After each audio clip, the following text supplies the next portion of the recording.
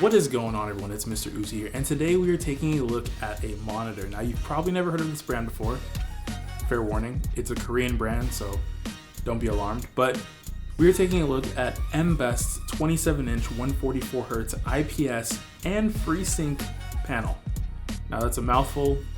I'm not going to bother with the model name because it doesn't make a whole lot of sense and it's not very intuitive, so we'll just leave it at that. When it comes to fancy frills and designs and colors and LEDs and RGB, there's none of that. You're getting a basic black box, essentially, of a monitor. Has thin bezels, which is something that I wasn't expecting from a monitor of this caliber, but you are getting very, very, very basic design. The only color you get is from the Mbest logo in the bottom front and the LED for the power button down in the bottom right of the monitor. You do get VESA compatibility on the back because the stand is terrible. I highly recommend using something else. Now, the overall build quality of this monitor is nothing to phone home about. It's very simple, plastic. It's a very matte finish on both the panel itself as well as the enclosure. It doesn't allow for very much adjustment. You get a little bit of tilt, no swivel, no height adjust, and no rotation, whether 90 or 180. As far as what comes in the box, you get a DisplayPort cable and a power cable. For back I/O, you have HDMI, DVI, and DisplayPort. The included DisplayPort cable is not the best. I would highly recommend getting something third party, a little bit better shielding. I did have some issues beforehand with getting the monitor connected via DisplayPort, and it was using HDMI for a little bit. I'm not sure what solved it. Could have been the cable, but I would just recommend getting a new one. It doesn't seem that great to start off with. Now, I kind of threw a whole lot of specs at you at the beginning of this video describing what this monitor is capable of.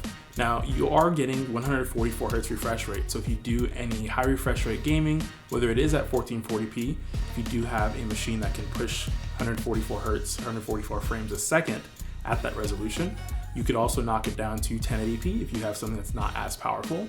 On the flip side, if you do want to work with colors, something that requires some sort of color reproduction and color accuracy, you're getting an IPS panel. It's AHVA, which is very similar and for all intents and purposes will work similarly to IPS, so they're often interchangeable, but this monitor is capable of both. And if you have an AMD graphics card, this monitor is also capable of FreeSync.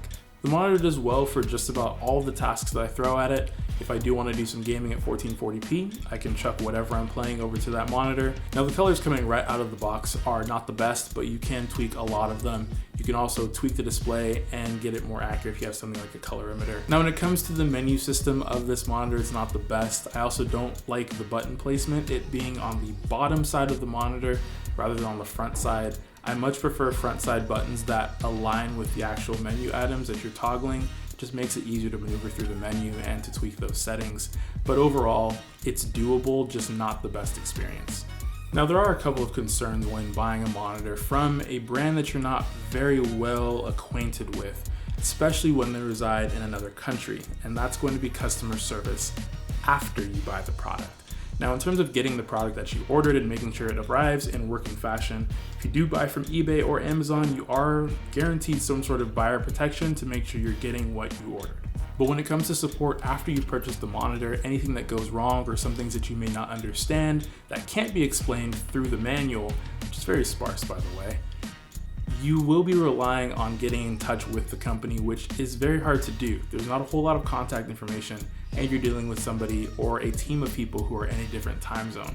So I would not expect customer service to be the best. When thinking about purchasing a monitor like this, you will have to sacrifice some things. The stand itself isn't great, the menu could be better, the design of the overall monitor is very basic and bland, customer service may or may not be a thing that you even get.